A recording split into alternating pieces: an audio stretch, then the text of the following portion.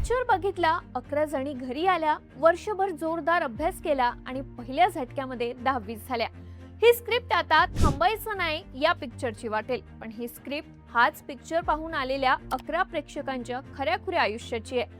ही inspiring कहाणी आहे नवी मुंबईतली. गेल्या वर्षी आता थांबायचं नाही ही फिल्म रिलीज झाली. महापालिकेतले स्वच्छता कर्मचारी कसे शिक्षित होतात याची ती कहाणी होती. हाच पिक्चर पाहिला रोजंदारीवरच्या महिलांसाठी काम करणाऱ्या प्रभात ट्रस्टचे प्रशांत थोरात यांनी. आपल्या संस्थेच्या महिला प्रेरित व्हाव्यात म्हणून थोरात यांनी या फिल्मचा स्पेशल शो लावला. महिलांनी फिल्म पाहिली, इन्स्पायर झाल्या आणि त्यातल्या 11 महिलांनी शिक्षण सुरू केलं. पण शाळा सुटून 15 ते 20 वर्ष झाली होती. कुणाकडे शाळा सोडल्याचा दाखला नव्हता, तर कुणाकडे कागदपत्र नव्हती.